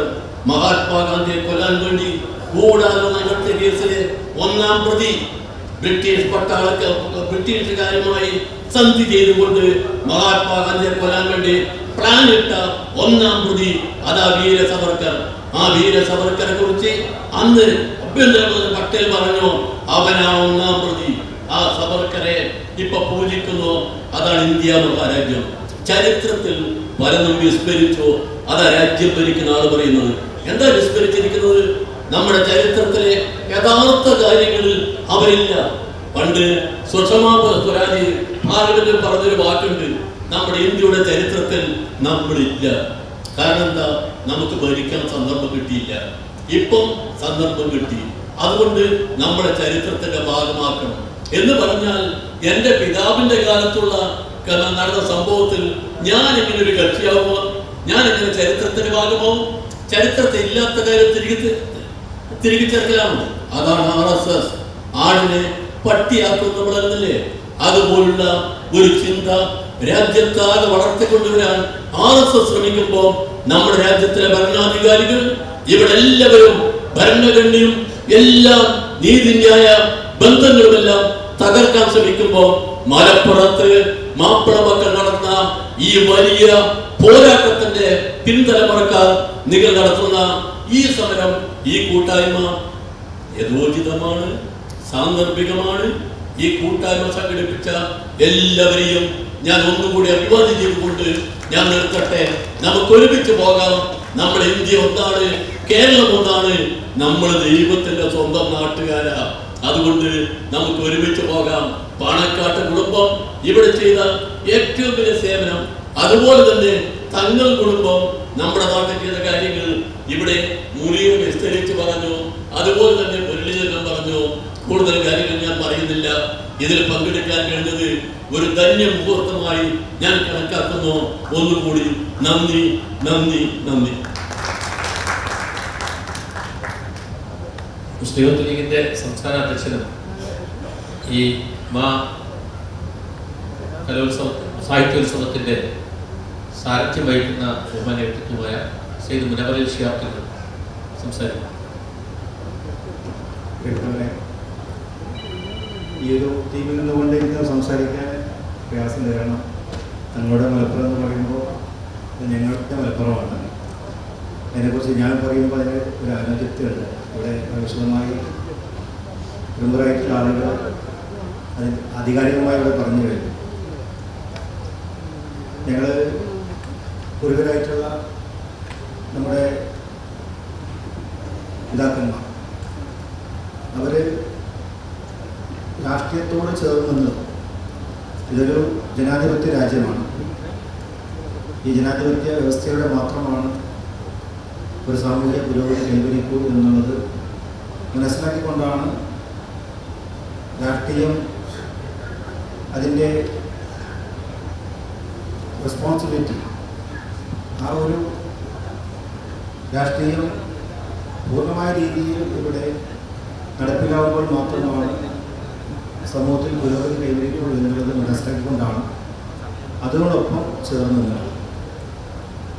ഞങ്ങളെ സംബന്ധിച്ചിടത്തോളം ഒരു പൈതൃകമായി കിട്ടിയിട്ടുള്ള ഒരു നിയോഗമാണ്. ഞങ്ങളൊക്കെ പക്ഷേ പല കരിയറുകൾ തേടി പോകാമായിരുന്നു. പക്ഷെ ഞങ്ങളുടെ പൂർവികർ ഇവിടെ ഒരു മാളിക ഉണ്ടായിട്ടുണ്ട്. അത് സ്നേഹത്തിൻ്റെ മാളികയാണ്. അത് കാരുണ്യം കൊണ്ടും സഹിഷ്ണുത കൊണ്ടും സഹവർത്തിത്വം കൊണ്ടൊക്കെ ഇവിടെ പണിത നൂറ്റാണ്ടുകളുടെ പാരമ്പര്യമുള്ള ഒരു വലിയ ഉത്തരവാദിത്വമാണ് അത് നിർവഹിച്ചത്. അത് കെടാതെ കാത്തു സൂക്ഷിക്കുക എന്നുള്ളത് ഞങ്ങളുടെ ഓരോ കുടുംബത്തിലെ അംഗങ്ങൾക്കും ഉള്ള വലിയ ഒരു കടമയുണ്ട്. അതാണ് സത്യത്തിൽ ഞങ്ങൾ നിർവഹിക്കുന്നത്. ഞങ്ങൾ ഇവിടെ അനുഭവിച്ചുകൊണ്ടിരിക്കുന്ന സ്നേഹം, ഇവിടെ ജനങ്ങൾക്കിടയിൽ ജീവിക്കുക എന്നുള്ളത് അത് മറ്റേത് കരിയറിനേക്കാളും ഏറ്റവും കൂടുതൽ ഞങ്ങൾ ആസ്വദിക്കുന്ന ഒന്നാണ്. അതുകൊണ്ട് തന്നെ സാമൂഹ്യ നിർമ്മാണ പ്രവർത്തനത്തിൽ ഞങ്ങൾക്ക് എന്തെങ്കിലും ചെയ്യാൻ സാധിച്ചുവെങ്കിൽ അതിൽ ഏറ്റവും കൂടുതൽ ചാരിതാർത്ഥ്യവും സന്തോഷ അഭിമാനം തോന്നുന്നവരാണ് ഞങ്ങൾ. അതിൻ്റെ കൂടെ നിന്നവരാണ് ഈ മലപ്പുറത്തെയും കേരളത്തിലെയും ഓരോ ജനങ്ങളും. അപ്പോൾ ഞങ്ങളുടെ പിതാവിൻ്റെ ഓർമ്മ, അദ്ദേഹം ഇവിടെ ബാക്കി വെച്ച ഒരുപാട് കാര്യങ്ങൾ, പിതാവും അതുപോലെ പൂർവ്വരായിട്ടുള്ള കൂട്ടുകാരങ്ങളും ക്ഷേത്രങ്ങളും ഉപരക്ഷേത്രങ്ങളും അവരൊക്കെ കാണിച്ചു തന്ന ഒരേ പാതയിലാണ്. ആ പാതയിലൂടെ സഞ്ചരിക്കുക എന്നുള്ളതാണ് ഞങ്ങൾ ഉത്തരവാദിത്തം എന്ന് മനസ്സിലാക്കിക്കൊണ്ട് ആ പാതയിൽ തന്നെ ഞങ്ങളുടെ കുടുംബത്തിൽ അവസാനത്തെ കുഞ്ഞു പിറക്കുമ്പോഴും ആ കുഞ്ഞും ഈ സമൂഹത്തോടൊപ്പം ഉണ്ടാവും എന്ന് ഞങ്ങൾക്ക് ഈ സദസ്സിനുള്ള സന്ദർഭമാണ്. നിങ്ങൾക്ക് സംശയങ്ങളും മറ്റും നമ്മുടെ അതിഥികളോട് ഉന്നയിക്കാവുന്നതാണ്. ഒപ്പം ഇവിടെ പുസ്തക പ്രകാശനം കൂടി നടക്കുന്നുണ്ട്. അപ്പോൾ അതിനു മുമ്പ് സദസ്സിനുള്ള ഒരു അവസരം നൽകിയ ശേഷം അത് പുസ്തക പ്രകാശനത്തിലേക്ക് പ്രവേശിക്കുന്നു.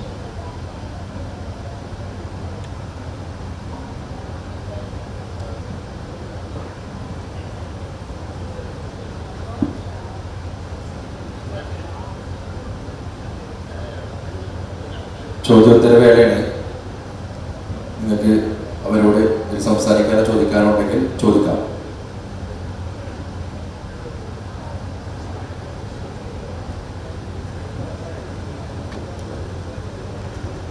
എനിക്ക് എൻ്റെ ചോദ്യം എന്ന് പറയുന്നത്, നിലവിൽ PC ജോർജ് അടക്കം അവിടെ കേരളവും നിലവിലുള്ള പൊളിറ്റിക്കൽ മതപരമായിട്ടുള്ള ഒരു വേർതിരിവിന് പൊളിറ്റിക്കൽ ലീഡേഴ്സ് അല്ലെങ്കിൽ മതപരമായിട്ട് പണ്ട് കാണാത്ത രൂപത്തിൽ നടന്നുകൊണ്ടിരിക്കുന്നുണ്ട്. അതിൻ്റെ ഏത് രൂപത്തിലായിരിക്കും നിങ്ങളുടെ പാർട്ടി അല്ലെങ്കിൽ നിങ്ങൾ പ്രത്യയശാസ്ത്രം നേരിടാമെന്നുള്ളത് അറിയാനുണ്ടായിരുന്നു?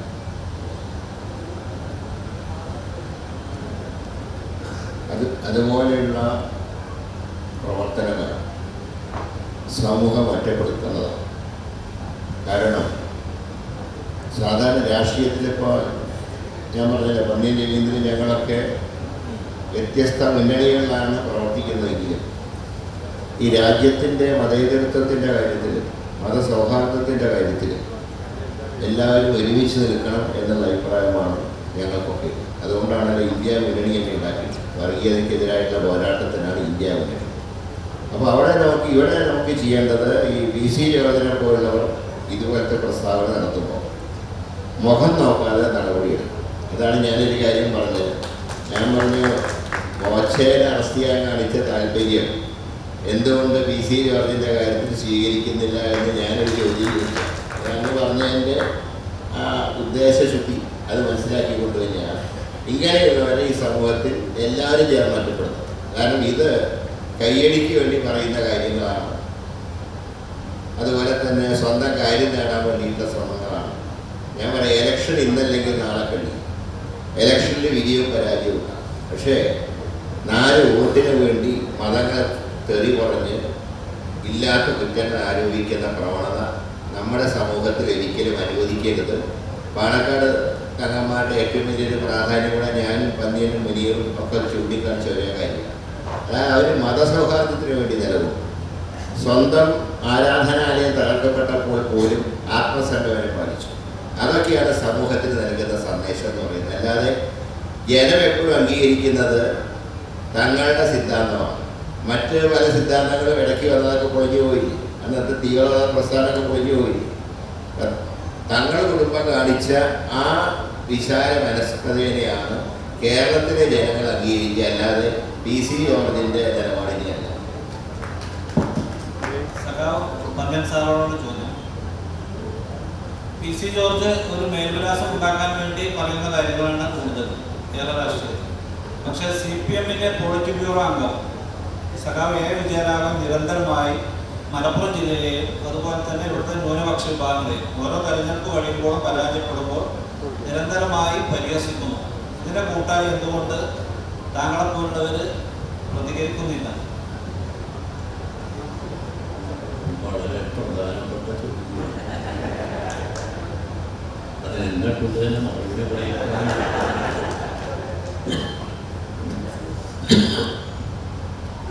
രാഷ്ട്രീയത്തിൽ ഏറ്റവും പ്രധാനപ്പെട്ട കാര്യമാണ് ജനങ്ങളെ ബഹുമാനിക്കുക എന്നുള്ള കാര്യം.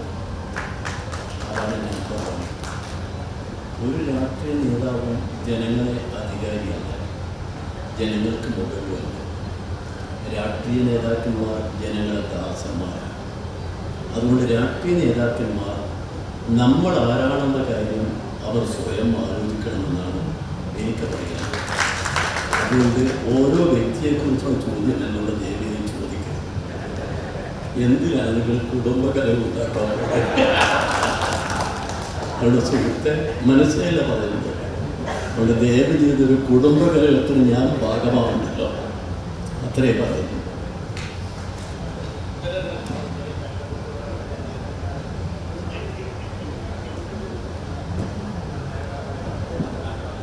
തങ്ങളുടെ മലപ്പുറം ചർച്ച ചെയ്യുന്ന ഈ സമയത്ത് എനിക്ക് തങ്ങളുടെ ഇളയ തലമുറയിലെ മുലപ്പള്ളി തങ്ങളോടാണ്. ഇക്കാലമത്രയായും കേരളത്തിലെ രാഷ്ട്രീയ മുന്നേറ്റങ്ങൾക്ക് മതസൗഹാർദ്ദത്തിന് ഒക്കെ കൃത്യമായ നേതൃത്വം നൽകിയ ഒരു കുടുംബം എന്തുകൊണ്ടാണ് അധികാര രാഷ്ട്രീയത്തിൽ നിന്ന് പൂർണ്ണമായും മാറി നിൽക്കുന്നത്? ഒരുപക്ഷെ വിവിധങ്ങളായിട്ടുള്ള സഭകളിൽ ഭരണത്തിൽ പങ്കാളിത്തം കൂടി വഹിക്കാൻ കഴിയാവുന്ന രാഷ്ട്രീയ സാഹചര്യമുണ്ടായിട്ടും എന്തുകൊണ്ടാണ് തങ്ങൾ കുടുംബം പൂർണ്ണമായും അത്തരത്തിലുള്ള പാർലമെന്ററി അധികാര രാഷ്ട്രീയത്തിൽ നിന്ന് മാറി നിൽക്കുന്നത്? രാഷ്ട്രീയം എന്നുള്ളത് ജനസേവനം ചെയ്യാനുള്ള ഏറ്റവും വലിയ പ്ലാറ്റ്ഫോം കൂടിയാണ്. ഞങ്ങൾ രാഷ്ട്രീയത്തെ തിരഞ്ഞെടുത്തത് നേരത്തെ ഞാൻ സൂചിപ്പിച്ചതുപോലെ സാമൂഹ്യ പുരോഗതിയും മനുഷ്യരുടെ വളർച്ചയും ഒക്കെ ഉണ്ടാവണമെങ്കിൽ ഈ ജനാധിപത്യ രാഷ്ട്രത്തിൽ ഒരു രാഷ്ട്രീയപരമായ ശാക്തീകരണം ഉണ്ടെങ്കിൽ മാത്രമാണ്. അതാണ് മുസ്ലിം പോലുള്ള നിരപക്ഷ രാഷ്ട്രീയ പ്രസ്ഥാനത്തിൻ്റെ കൂടെ ഞങ്ങൾ മുൻകാലങ്ങളിൽ നിന്നിട്ടുണ്ട്.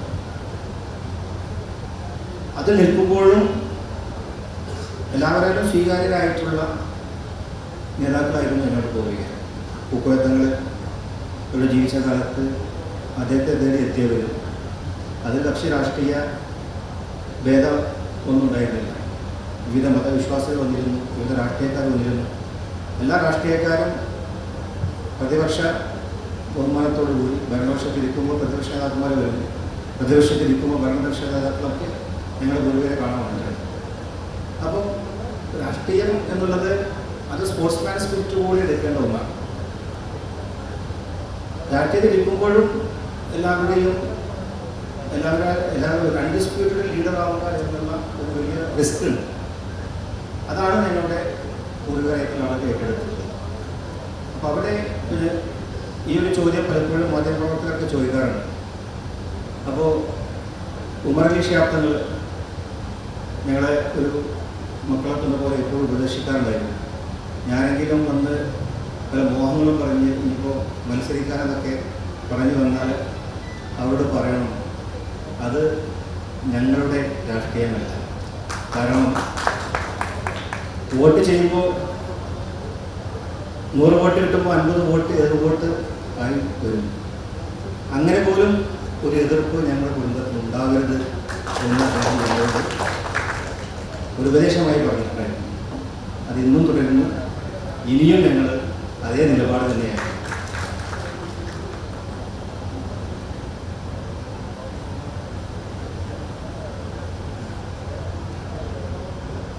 ബഹുമാനപ്പെട്ട കെ എന്നോടാണ് ഒരു ചോദ്യം അനൗചിത്യമാവോ എന്നെനിക്കറിയില്ല. മലപ്പുറത്തിൻ്റെ വികസനത്തെക്കുറിച്ച് താങ്കൾ സംസാരിച്ചു, അതെല്ലാം നല്ല കാര്യം, പോയിന്റാണ്. പക്ഷെ ഞാൻ ചോദിക്കുന്നത് കോഴിക്കോട് കരിക്കോട് എയർപോർട്ടും യൂണിവേഴ്സിറ്റിയും, Calicut university, Calicut international airport എന്നാണ് അതിൻ്റെ പേര്. അത് എന്തുകൊണ്ടാണ് അങ്ങനെ വന്നത്? ഞാനൊക്കെ പഠിക്കുന്ന കാലത്ത് തന്നെ പറയും, കുട്ടികളൊക്കെ പറയുമായിരുന്നു, അന്നത്തെ കാലഘട്ടത്തിൽ എൻ്റെ സഹപ്രവർത്തകരൊക്കെ പറയാറുണ്ടായിരുന്നു, യൂണിവേഴ്സിറ്റിയും എയർപോർട്ടും നിൽക്കുന്നത് മലപ്പുറം ജില്ലയിലാണ്. പക്ഷേ രണ്ടിൻ്റെയും പേര് കാലിക്കറ്റ് യൂണിവേഴ്സിറ്റി, കാലിക്കറ്റ് എയർപോർട്ട് എന്നാണ്. അതിന് മറുപടി പറയാൻ ഒരുപക്ഷെ മുരളീധരനും ബഹുമാനപ്പെട്ട മുനീർ സാഹിബിനും കഴിയുമെന്നാണ് വിശ്വാസം. പക്ഷെ താങ്കളത് പറഞ്ഞതുകൊണ്ട് താങ്കൾ തന്നെ പറയുന്നതായിരിക്കും ഭംഗിയെന്ന് തോന്നുന്നു. Thank you. അതായത് സ്ഥാപിക്കാൻ തീരുമാനിക്കുമ്പോൾ കോഴിക്കോട് എയർപോർട്ട് സ്ഥാപിക്കാനാണ് തീരുമാനിച്ചത്. അന്ന് അനുയോജ്യമായ സ്ഥലം കിട്ടിയത് ഇപ്പോഴത്തെ എയർപോർട്ടുള്ള പ്രദേശമാണ്. കാരണം ഇതിന് ഏക്കർ കണക്കിന് ഭൂമി വേണം, പിന്നെ ഭാവിയിൽ ഏറ്റെടുക്കേണ്ട വിഷയങ്ങൾ, ഇതെല്ലാം നോക്കിയപ്പോൾ അന്ന് ഈ പ്രദേശമാണ് ഏറ്റവും അനുയോജ്യമായിട്ട് വേണം. അപ്പോൾ കാലിക്കറ്റ് എയർപോർട്ട് സ്ഥാപിക്കാനാണ് കേന്ദ്ര ഗവൺമെൻറ് തീരുമാനിച്ചത്. അതുകൊണ്ടാണ് ഈ എയർപോർട്ടിന് കാലിക്കറ്റ് ഇൻ്റർനാഷണൽ എയർപോർട്ട് എന്ന് നാമകരണം ചെയ്തത്. ഇപ്പോൾ അതെനിക്ക് വന്ന് കേരളത്തിൽ ഈ ഒരു അവസ്ഥ ഇവിടെ മാത്രമേ ഉള്ളൂ. കാരണം കൊച്ചി ഇൻ്റർനാഷണൽ എയർപോർട്ട് കൊച്ചി നഗരത്തിന് ഒരുപാട് ദൂരെയാണ്, പക്ഷേ അത് എറണാകുളം ജില്ലയിൽ തന്നെയാണ്. തിരുവനന്തപുരത്ത് ടൗണിൽ തന്നെയാണ് എയർപോർട്ട്, കോർപ്പറേഷൻ്റെ എയർപോർട്ട്. പക്ഷെ ഇവിടെ വന്നപ്പോൾ ഇങ്ങനൊരു കാര്യം അന്നുണ്ടായത് കൊണ്ടാണ് ഈ കാലിക്കറ്റ് ഇൻ്റർനാഷണൽ എയർപോർട്ട് എന്നുള്ള പേര് വരാൻ കാരണം. പക്ഷേ ഞങ്ങൾ പലപ്പോഴും എയർപോർട്ടിൻ്റെ വികസന കാര്യങ്ങൾക്കാണ് നോക്കാറുള്ളത്, പേരിൻ്റെ കാര്യങ്ങൾ അങ്ങനെ ശ്രദ്ധിക്കാറില്ല. പിന്നെ ഒരു കാലത്ത് കാലിക്കറ്റ് മലബാറിൻ്റെ തലസ്ഥാനമായിരുന്ന പ്രദേശമാണ്. അപ്പോൾ അത് നമുക്ക് ഇരിക്കട്ടെ, ജില്ല മലപ്പുറം തന്നെയാണ്, അതിന് യാതൊരു സംശയവുമില്ല. ഇതിൻ്റെ എല്ലാ നേട്ടവും മലപ്പുറം ജില്ലയ്ക്ക് തന്നെയാണ്. കോഴിക്കോട് എയർപോർട്ടിൻ്റെ എല്ലാ വരുമാനവും കൊണ്ടോട്ടി മുനിസിപ്പാലിറ്റിക്കാണ്. അതുകൊണ്ട് അക്കാര്യത്തിൽ ഡിസ്പ്യൂട്ടിൻ്റെ ആവശ്യമില്ല. യൂണിവേഴ്സിറ്റി CH എന്ന സ്ഥലം കണ്ടെത്തുമ്പോൾ അതിന് ശേഷമാണ് ജില്ല രൂപീകരിക്കുന്നത്. ഇത്ര ഏക്കർ സ്ഥലം ഇവിടെ ഇപ്പോഴത്തെ യൂണിവേഴ്സിറ്റിയുടെ പ്രദേശത്താണ് ഉണ്ടായത്. അതിനുശേഷമാണ് മലപ്പുറം ജില്ല ഔപചാരികമായിട്ട് നിലവിൽ.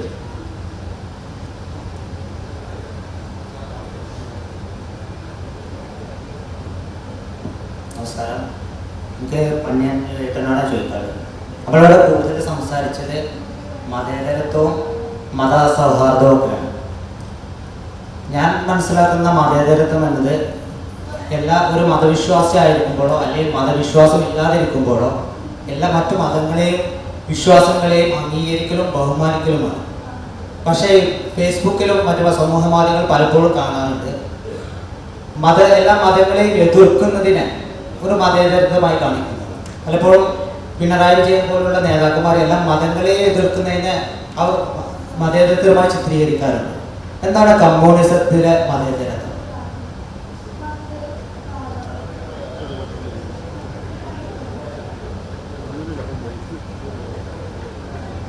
കമ്മ്യൂണിസ്റ്റുകാരുടെ തത്വശാസ്ത്രം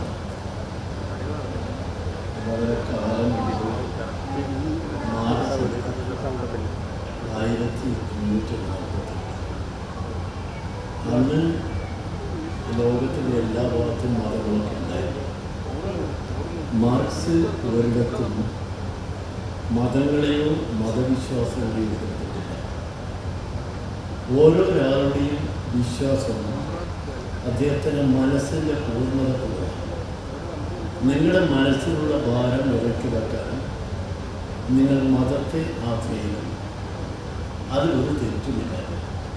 എന്നാൽ മതത്തിൻ്റെ പേരിൽ ഇവിടെ നടക്കുന്ന പ്രാകൃതം, അതാണ് മാർക്സം എതിർത്തത്. മറ്റ് മാർക്സത്തെക്കുറിച്ച് നിങ്ങൾ കൂട്ടുപിടിക്കേണ്ട കാര്യമില്ല.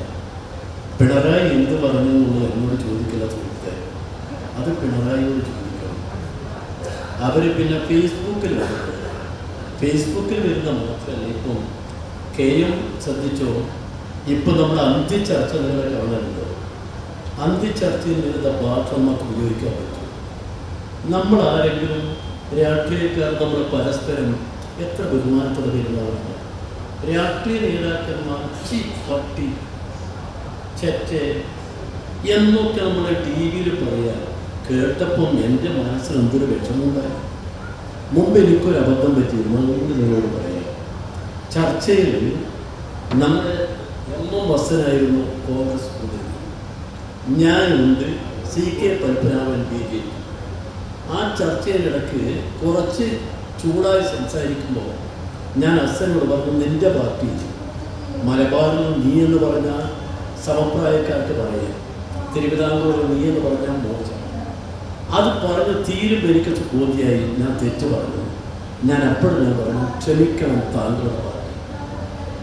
അത് പറഞ്ഞപ്പോൾ അച്ഛൻ ചോദിച്ചു, അപ്പം നിങ്ങൾ നായനാർ പറയുന്ന മാതിരിയാണോ? ഞാൻ പറഞ്ഞു നായനാരും നായനാർ മഹാൻ, ഞാനൊരു പാവം. അത് കഴിഞ്ഞതിന് ശേഷം എനിക്ക് 2 മണിക്കൂർ നേരം നിർത്താതെ ഫോണാണ്, നന്നായി തിരുത്തിലുണ്ടായി. ഇന്ന് എന്തൊക്കെയാണ് തന്ത എന്ന് വിളിക്കുക സ്വാഭാവികമാണ്. രാഷ്ട്രീയക്കാർ തമ്മിൽ വിളിക്കുന്നത്, അവനാണ് നാട്ടിൽ വലിയ സ്ഥാനമുണ്ട്. തന്തക്ക് വിളിക്കുന്നവൻ, ചെറ്റ എന്ന് വിളിക്കുന്നവൻ, പിന്നെ ഭാഷ പറയണ്ട.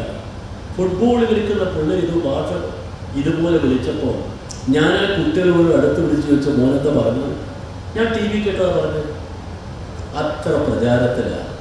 അതുകൊണ്ട് പരസ്പര ബഹുമാനം, പരസ്പര സ്നേഹം, മതങ്ങൾ ഒന്നും മതങ്ങളെ വിമർശിക്കാനും കമ്മ്യൂണിസ്റ്റുകാരെ പോയിട്ട് വിമർശിക്കില്ല. മതങ്ങൾ മനുഷ്യ മനസ്സാണ്. മാത്രമല്ല നമ്മുടെ നാട്ടിൽ തന്നെ എന്താ, നമ്മുടെ നാട്ടിൽ എല്ലാ മതങ്ങളും സ്വീകരിച്ച് അതല്ലേ നമ്മൾ ദൈവത്തിൻ്റെ സ്വന്തം നാടാണ് ഈ നാട്. ഇന്ത്യയിൽ എവിടെ പ്രശ്നം ഉണ്ടായാലും ഇവിടെ എന്താ ഇല്ലാത്തത്? ഇവിടെ പറഞ്ഞ പോലെ തങ്ങളുടെ കുടുംബവും പാണക്കാട്ട് കുടുംബവും നിങ്ങളെല്ലാവരും ഒരു പിന്തുടർച്ചയാണ്. അതുകൊണ്ട് നമുക്ക് മതത്തിനെതിരില്ല കമ്മ്യൂണിസ്റ്റുകാരൻ തെറ്റിദ്ധാരണയാണ്. കമ്മ്യൂണിസ്റ്റുകാരൻ മതവിദ്വേഷിയല്ല, പക്ഷേ മതത്തിൻ്റെ പ്രാതിനിധ്യത്തെ എതിർക്കും മാത്രമേ.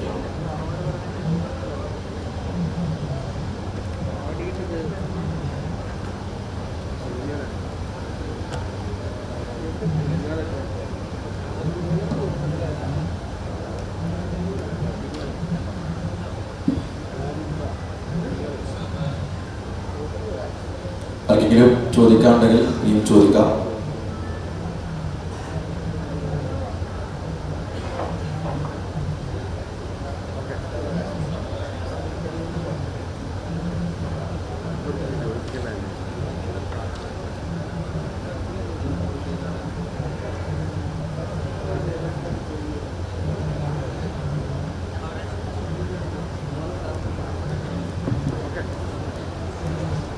ആർക്കെങ്കിലും ചോദിക്കാനോ പറയാനോ എന്തെങ്കിലുണ്ടോ?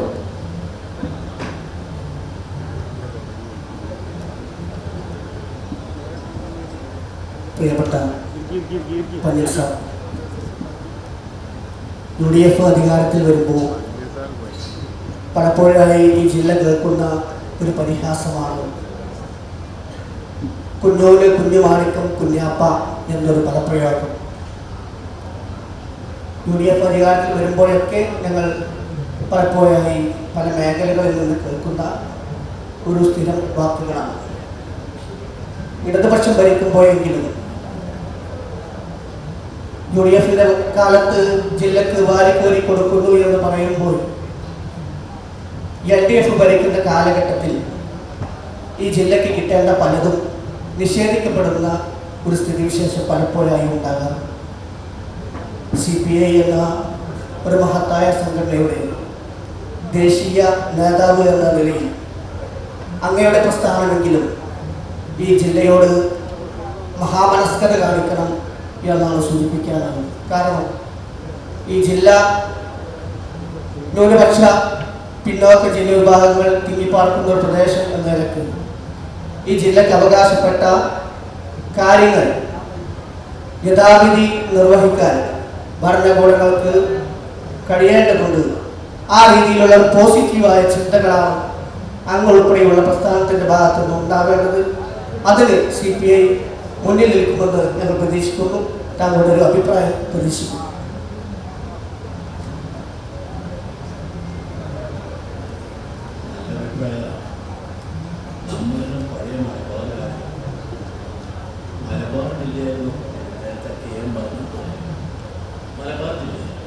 മലബാർ ജില്ലയിൽ നമ്മൾ വികസിച്ച് വരികയാണ്. മലപ്പുറം ജില്ലയെക്കുറിച്ച് ഞാൻ എപ്പോഴും മനസ്സിൽ ആദ്യമുണ്ടാകും. എന്താ കാരണം പറയുന്നത്, ബ്രിട്ടീഷുകാരുമായുള്ള പോരാട്ടത്തിൽ ആ പോരാട്ടം കഴിഞ്ഞ് മൗലവിമാർ പ്രഖ്യാപിച്ച മൗലവിമാർ നമുക്ക് അവൻ്റെ ഭാഷയും വേണ്ട, വെള്ളക്കാരൻ വേണ്ട. അതുകൊണ്ട് ഇവിടുന്ന് ഇംഗ്ലീഷ് പഠിക്കുന്ന ഒഴിവായി. അതിൻ്റെ ഫലം മലപ്പുറം ജില്ലയിൽ സർക്കാർ ജീവനക്കാരെ വളരെ കുറവായി. പല സർവീസ് ഭാഗ്യത്തിന് ഇപ്പോൾ നല്ല വിദ്യാഭ്യാസമുണ്ട്, സംവിധാനങ്ങളുണ്ട്. ഇനിയും കൂടുതൽ ആളുകൾ മലപ്പുറത്ത് വരണം.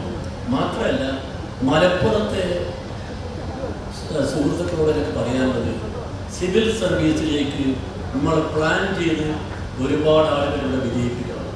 നമുക്കൊരു IAS ഉണ്ടാക്കണം. അതിനു വേണ്ടിയുള്ള തീവ്ര ശ്രമം ഇപ്പം മുസ്ലിം യൂത്ത് ലീഗ് ഇവിടെ സംഘടിപ്പിച്ചവരെ ശ്രമിക്കണം. ഇന്ന് ഒരുപാട് സാധ്യതയുണ്ട്, അത് ഉപയോഗിക്കണമെന്ന് കൂടി ഞാൻ അഭ്യർത്ഥിക്കുന്നു. നമുക്ക് മലപ്പുറത്തിൻ്റെ കൂടെ നമ്മളുണ്ട്, അതിന് സംശയിക്കണം വേണ്ട. എല്ലാ പാർട്ടിയുമുണ്ട്, നമ്മളെല്ലാ പാർട്ടിയും മലപ്പുറത്തിൻ്റെ കൂടിയാണ്. അതുകൊണ്ടാണ് നിങ്ങൾ വിളിച്ചപ്പോൾ നമ്മൾ വന്നത്. ഞാൻ തിരുവനന്തപുരത്ത് വന്നു, ഇതാ KM തിരുവനന്തപുരത്ത് വന്ന്, അദ്ദേഹം കോഴിക്കോട് വന്ന്, അതും നമ്മൾ വന്നത് അതിൻ്റെ കൂടെ നമ്മളുണ്ട് എന്ന് നേരിട്ട് കാണിക്കാനാണ്.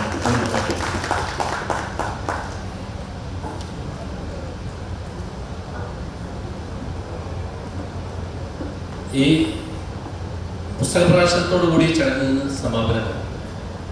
ഇതുവരെയുള്ള ചർച്ചയുടെ സന്ദേശം വാളല്ലൻ സമരായുധം വാക്കും വോട്ടും സ്നേഹത്തിൻ്റെ വിനിമയവുമാണ് എന്ന് തന്നെയാണ്. അതാണ് തങ്ങളുടെ മലപ്പുറം. തങ്ങളുടെ മലപ്പുറം എന്ന് പറയുമ്പോൾ അവരവരുടെ മലപ്പുറം, ഓരോരുത്തരുടെയും മലപ്പുറം. ഈ സന്ദേശത്തെയും ഈ ചടങ്ങിനെയും ഇത്ര ശോഭ പകർന്നതാക്കിയത് നമ്മുടെ പ്രധാനപ്പെട്ട അതിഥികളുടെ സാന്നിധ്യം തന്നെയാണ്. അതിൽ ശ്രീ പൊന്നിൻ രവീന്ദ്രൻ, ശ്രീ K മുരളീധരൻ, ശ്രീ MK മുനീർ സാഹിബ് തുടങ്ങിയവരും, സെയ്ദ് മുനവർ അലി ശിഹാബ് തങ്ങളും, പിന്നെ സദസ്സിൽ നാടിൻ്റെ പല ഭാഗത്തു നിന്നും വന്ന ഈ സദസ്സും, തിങ്ങി നിറഞ്ഞ ഈ സദസ്സും ഇതിനെ വളരെ മനോഹാരിത പറഞ്ഞിരിക്കുന്നു. ഇനി ഇവിടെ നടക്കുന്നത് ഒരു പുസ്തക പ്രകാശനമാണ്. അതോടുകൂടി ഈ സെഷൻ അവസാനിക്കുകയും ചെയ്യും. നമ്മുടെ ഈ വേദി പുസ്തക പ്രകാശനത്തിന് വഴിമാറുകയാണ്.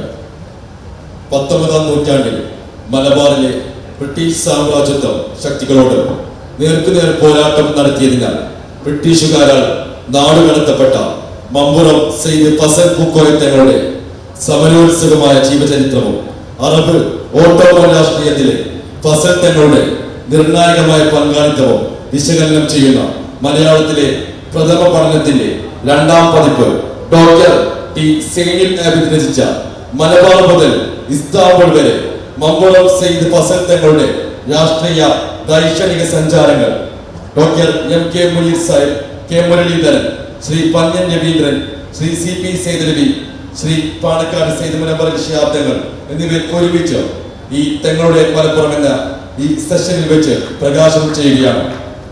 ഈ പുസ്തകം ഒലിവ് പബ്ലിക്കേഷൻസ് ആണ് പ്രസിദ്ധീകരിച്ചത്. ഇതിന്റെ രചയിതാവ് ഡോക്ടർ T സൈനുൽ ആബിദ്.